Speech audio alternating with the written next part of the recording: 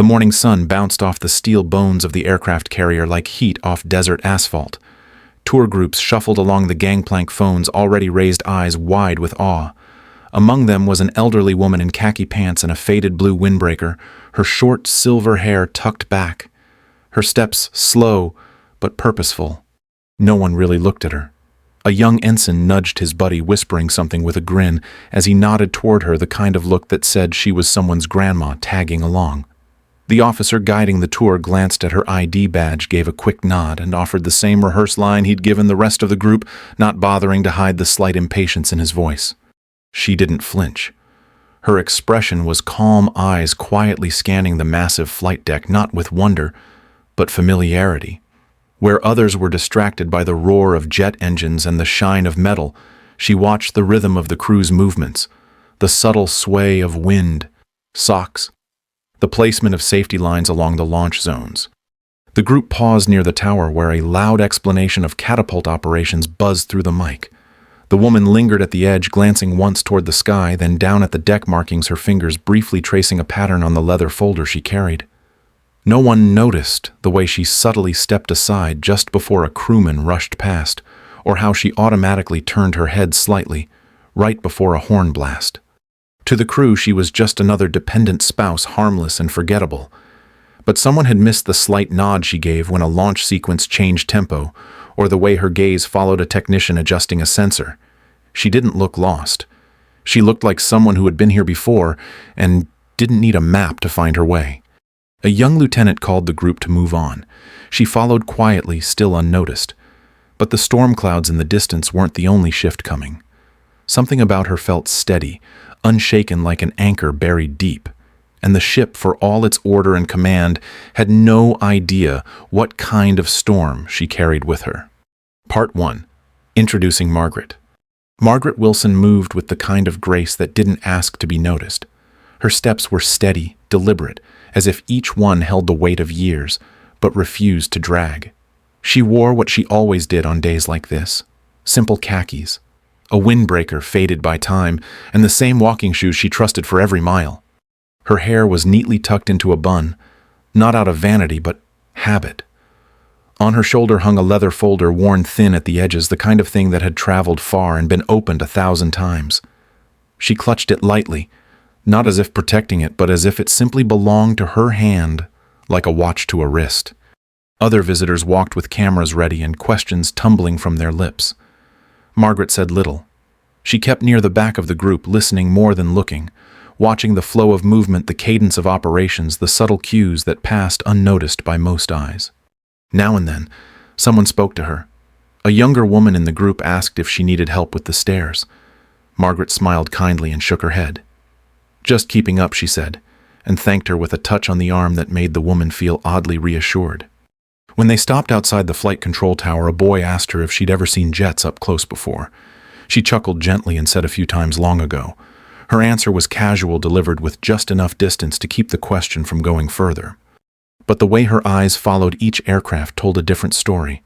She didn't just watch them. She studied them. Her gaze tracked the arc of each approach, the landing gear positions, the shifting deck under the weight of landing. At one point, a gust of wind shifted the pattern across the deck, and she squinted slightly, adjusting her stance. Her hand lifted almost reflexively in a gesture no one around her recognized. Only one senior chief on the other end of the line caught it from afar, and for a second he squinted, too, trying to place what he'd just seen. Margaret never corrected anyone who assumed she was just another widow visiting a place her husband once served. She offered no credentials, no titles, no old stories. When a young officer asked if she wanted to see the gift shop, she smiled and said, "Maybe later," then turned her eyes back toward the jet about to land. There was something settled in her posture. She didn't shrink from being overlooked. If anything, she moved more freely in it. She listened to the tour guide's speech like someone rereading a book she already knew by heart. Every once in a while, her thumb tapped the edge of her folder and her eyes narrowed at a missed safety signal or a misaligned deck pattern. But she said nothing. Not yet. To the rest of the group, she was quiet, maybe curious. To the ship's crew, she was background. But to anyone paying real attention, she wasn't learning anything new. She was remembering. Part 2. The Cold Walls of Steel. Inside the ship, everything was steel and sound. The corridors echoed with orders' boots and the hum of machinery that never slept. Every movement had purpose, and every voice carried the tone of practiced authority. Signs marked every door. Authorized personnel only. Secure zone. Danger. The crew moved like parts in a machine, crisp and fast, with glances that measured time in seconds and strangers in micro-judgments.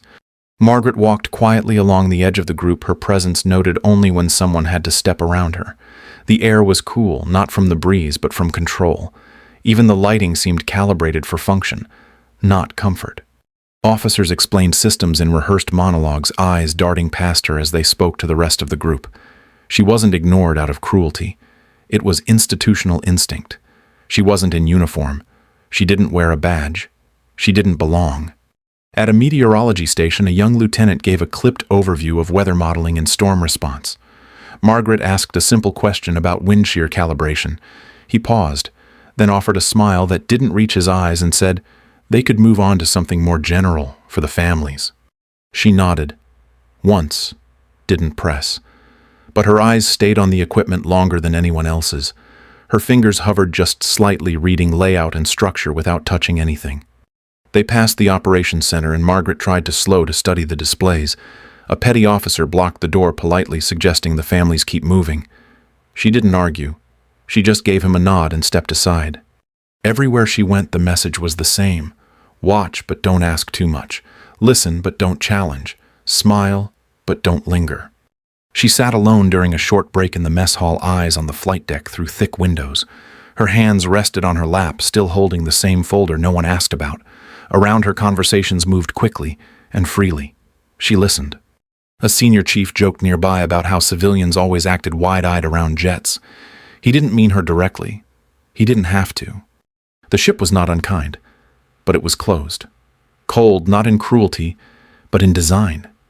Everything ran on rank and recognition, and Margaret had neither. She understood. That was how the system worked. Still, as she watched the landing pattern shift just slightly with the afternoon wind, she couldn't help but notice. No one else seemed to. Part 3. Silence and Disrespect. Subpart 3.1. Dismissed by rank. As the group made its way toward the Flight Operations Center, Margaret stepped closer to the officer leading the tour. She asked softly whether the crew had recalibrated for the shifting wind patterns. The officer paused, then smiled thinly, and said that everything was managed by automated systems these days. Behind her, a younger sailor muttered something about watching too many old movies. A few light chuckles followed. Margaret didn't flinch. She simply turned back to the deck and kept watching, eyes tracing the angles of the aircraft as they landed. Another jet came in fast nose, a little high wind kicking sideways across the bow. Margaret murmured almost to herself that the landing signal officer might wave it off. A second later, the call came in, and the jet pulled up for a go-around. The teenager standing next to her looked surprised. He turned to ask how she knew. Margaret gave a small shrug and said it was just something you pick up after watching enough landings. His eyes narrowed with interest, but a petty officer standing nearby cut in with a grin and said, "Beginners just get lucky sometimes." Later, during a weather briefing in the viewing lounge, Margaret asked whether they had updated for barometric anomalies forming to the south. The young lieutenant presenting the forecast smiled politely and told her that the Navy's meteorology software accounted for all known variables. Her question was skipped over without discussion. The group moved on to recovery procedures and standard drills. Margaret stayed near the back again, making no effort to interrupt, but the crease in her brow lingered longer this time. When someone asked if these kinds of landings were ever dangerous, the officer launched into a technical response about training hours and aircraft automation. Margaret quietly noted that systems sometimes overcompensate under certain crosswind thresholds. This time the officer didn't even respond. He simply moved on. The tone was never harsh. No one raised their voice. But every dismissive glance, every careful deflection told the same story. She was being tolerated, not heard. And still she kept watching. Her eyes scanned the angles. Her hand rested on her folder. No one asked what was in it. No one thought to. They already thought they knew who she was. Subpart 3.2. Condescension and Collapse. The sky outside had begun to shift. What had started as a gentle haze now thickened with streaks of dark gray stretching low over the ocean. Margaret stood near a window, her eyes focused far past the glass, watching cloud patterns curl in ways most others missed. She asked during the next weather update whether they had recalculated for the sudden pressure drop near the eastern quadrant. The young meteorological officer hesitated, then smiled and said the system was fully automated and quite advanced. He added that she might enjoy waiting out the weather in the family lounge where snacks were being served. Margaret gave a small nod, her voice even. She said she was simply curious about how current models compared to older storm tracking methods. The officer waved a hand toward a monitor and said, "These days the computers handle it faster than any manual read ever could." Another officer stepped in, more polite but no more receptive. He asked if she'd like to see the gift shop while the crew handled operational matters. Margaret didn't answer right away. She just looked at the radar screen one more time, then quietly stepped back as the group moved on. The dismissal wasn't loud. It wasn't rude, but it cut. Her shoulders stayed square, her face steady, but the skin around her eyes tightened just a little. She held her folder against her chest like it was the only thing in the room that still recognized her. A sudden gust rattled a hatch as they passed the deck again, and Margaret's gaze snapped to the flagpole. She watched it snap, the angle, the frequency of the flutters. Her mouth moved barely a whisper, as if calculating something to herself. Behind her, a petty officer laughed when she asked about recovery procedures and worsening pitch cycles. He said this wasn't some old war movie and that carrier landings were practically science now. Margaret thanked him without blinking, her voice soft. She moved to the back of the group again, quiet, alone. But inside, something had changed. She wasn't just being overlooked. She was watching them head into danger, and they had no idea who they were ignoring. Part 4. The Storm and the Truth. Sub. Part 4.1. The Breaking Point. The storm hit faster than anyone had planned for. Dark clouds slammed against the sky like a curtain being yanked shut, and the wind shifted from sharp to violent in minutes. On the flight deck, the rhythm of operations faltered, voices rose, and the air turned heavy with tension. Inside, alarms began to flicker on screens. A report came in. 6 aircraft still airborne. Fuel levels dipping fast. Visibility dropping. The flight crew scrambled for updates, shouting over one another as gusts rocked the ship hard enough to send a metal tray crashing to the floor. Margaret stood just outside the operations center, her hand pressed lightly to the wall for balance. She heard the scramble, the clipped radio calls, the way stress crept into voices that had been firm minutes before. She stepped inside, her voice steady as she offered a plan to adjust the recovery cycle based on pitch intervals. A junior officer turned to look at her, blinked, then shook his head and said, now was not the time for outside suggestions. Another reminded her firmly that this was an operational zone. She wasn't authorized to contribute. She didn't argue. She looked at the data streaming across the screens. She saw the radar distortions, the wind shifts the gap between the models and reality. Her breath caught for half a second. Then she said that the deck cycle had changed, and that the planes needed to come in on the rise, not the flat. The room fell silent for a moment. One of the technicians glanced at the data, confused. It wasn't in the current procedure. It didn't match the handbook. A senior officer told her again, more gently this time, that the crew had it handled. Then the lead pilot's voice cracked through the speaker. Visibility 0. Fuel state critical. Requesting guidance. Margaret stepped forward again, slower now, more deliberate. She said if they tried to land with the current pattern, they'd miss. Or worse. The air grew heavier. The tension hit a new edge. Someone asked what she meant.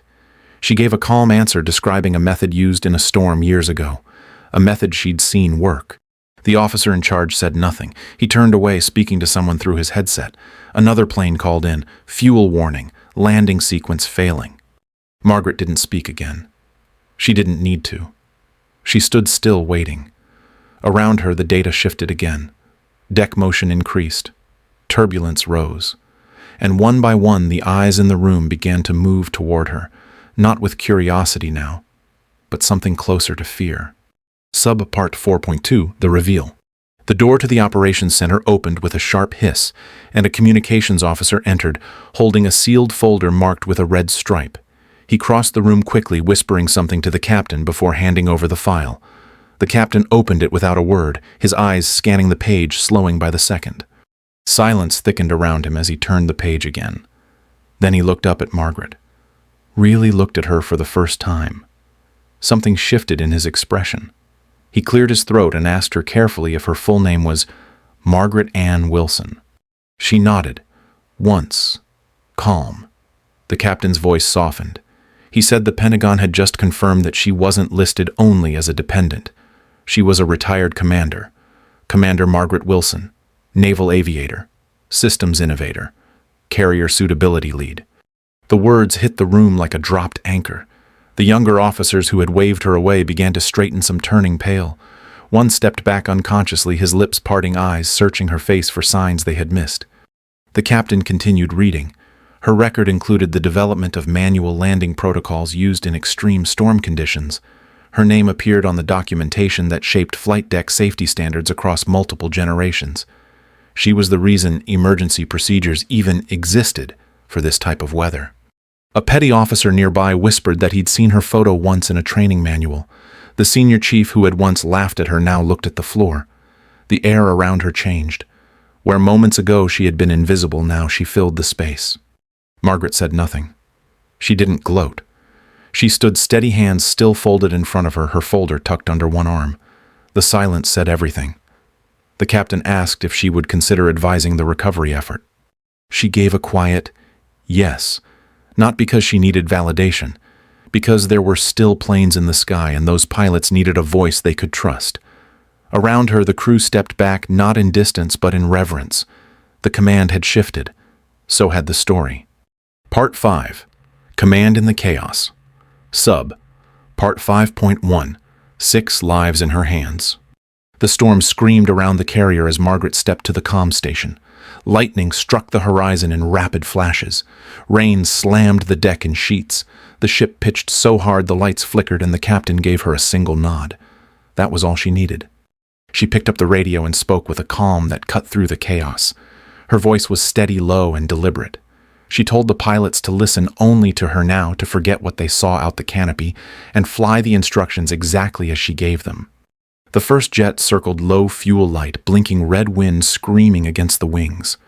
Margaret told him to wait for the deck's upward pitch. She counted down, tracking the rhythm of the ship like a heartbeat. Now, she said, not a second before. The jet dove, hit the deck hard, the hook catching the third wire. Safe. The crew erupted in disbelief. Some clapped, others just stared. One of the younger officers whispered that no simulator could have trained for that. Margaret didn't flinch. She was already calling the next approach. Phoenix 2 came in shakier. Visibility 0. Margaret told the pilot to trust the horizon line on his screen, not his eyes. Ease down, hold steady, wait for the rise. She coached him through every second. The wire caught again. The jet skidded, slowed, and stopped. On the deck the wind howled. Rain turned sideways. Margaret's voice stayed unchanged. Each command held the weight of certainty, and the crew found themselves moving to her rhythm. Her words became the center of everything. Phoenix 3 was low on fuel. The pilot sounded panicked. Margaret brought him back. She told him to ignore the gusts, stay in the pattern, watch the rate of descent. She timed the pitch, gave the call. He came down hard but clean. No damage, no delay. The fourth pilot said his instruments were failing. Margaret didn't pause. She told him to go visual count seconds, feel the ship. She guided him by instinct and memory. Her voice kept him steady. When his wheels hit, the crew on deck cheered out loud. Phoenix 5 was trailing smoke. The weather worsened. Margaret adjusted mid-instruction, told him to angle left, dip nose, ride the wave. He made it barely. The deck crew moved fast to secure the fighter. Fire teams rushed in. No injuries. Still breathing. The last jet was nearly dry. The pilot said he couldn't see anything at all. Margaret spoke softer now, like she was right there in the cockpit. Just trust me, she said. Listen to every word. You're not alone. Her voice carried him home. When the final wire caught and the jet slammed to a stop, the entire operations room stood still. 6 aircraft, 6 pilots, all down, all alive. Margaret lowered the radio slowly. Her hand shook just slightly, the only sign of what it cost her to hold that calm. The room didn't speak. Not yet. They just watched the woman who had saved every one of them with nothing but memory skill, and a voice they never saw coming. Subpart 5.2. Respect earned systems changed. By morning the storm had passed, but the ship felt forever changed. The hangar lights buzzed back to full power, and the air was thick with something that wasn't just humidity.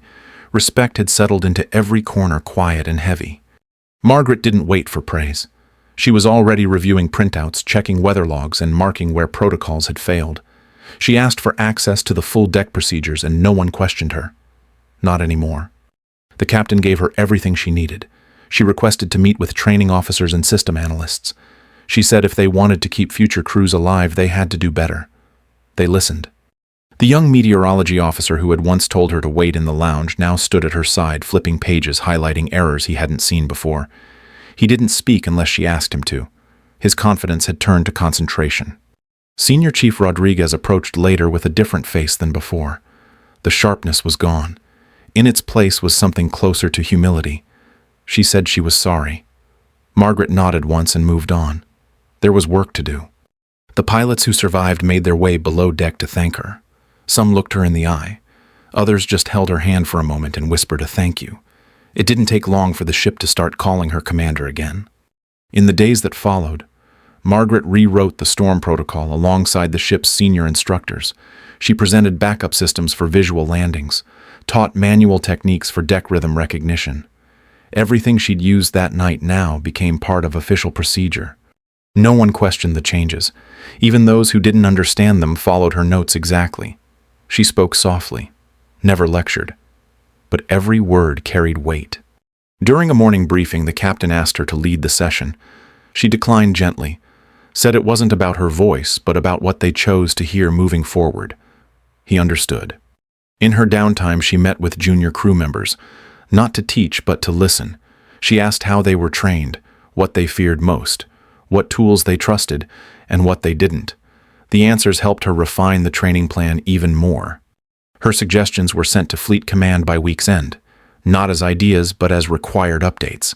The Navy had seen enough. One success like that could be written off as luck, but 6 recoveries in a Category 4 storm had no room for coincidence. The very officers who had dismissed her were now citing her name in reports. The same mouths that laughed days before were now quiet in her presence. Not out of shame, out of realization. She never raised her voice. She never reminded anyone of what they said. But every time she showed up with her folder and her questions and her unshakable calm, the room shifted. Respect wasn't announced. It arrived slowly, filling the space she walked through. Margaret didn't ask for recognition. She asked for readiness. And she got it. The air was warm this time, the sun shining clear across the carrier deck. Months had passed since the storm, but the ship felt different now. The walkways buzzed with movement, yet the atmosphere carried a steadier rhythm, one shaped by new awareness. Margaret stepped aboard in her dress blues, the same ones she hadn't worn in years.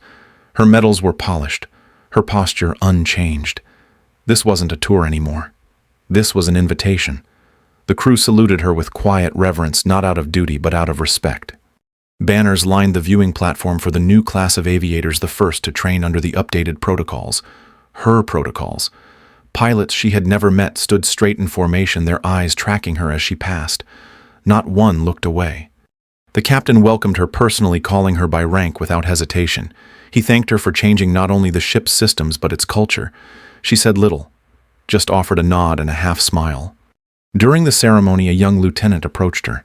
He looked barely old enough to drive, but his eyes told a different story.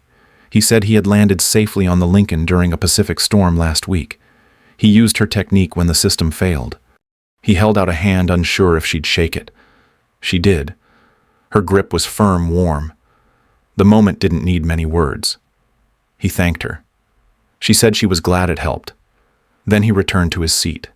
Margaret stood back and watched the ceremony continue. Flags waved in the breeze, voices read out names, but her mind wasn't on the script. It was on the future, and how something once nearly lost had now become the foundation for a new generation. No one called her a dependent anymore. No one suggested the gift shop. What she gave them couldn't be wrapped or bought. It had been earned one landing at a time. The deck was quiet now, just the sound of wind moving across open space. Margaret stood near the edge, her eyes on the horizon where sea met sky in an endless line. The steel beneath her feet no longer felt foreign. It felt like part of her story. She had stood here once before, unseen, unheard. Now the ship knew her name, not as a guest, not as a footnote, but as someone who had changed it from within. Her hands rested behind her back. Fingers relaxed. The ceremony was over. The graduates were below deck, laughing, proud, unaware of how close they had come to learning the hardest lessons the wrong way. She was glad for that. It wasn't just about the storm.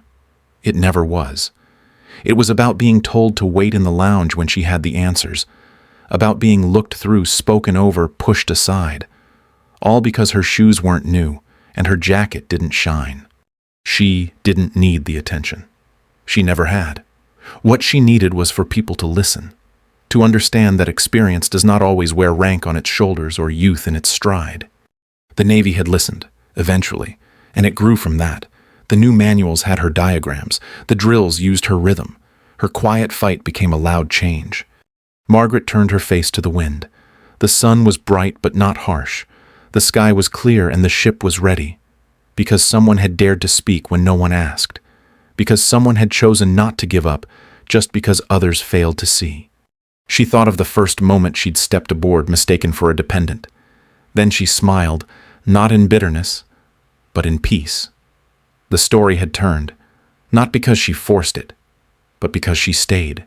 She whispered once to herself, more memory than speech, "Don't judge a mind by the hands that carry it." Then she walked slowly back across the deck, the steel beneath her still solid, the sky still wide open.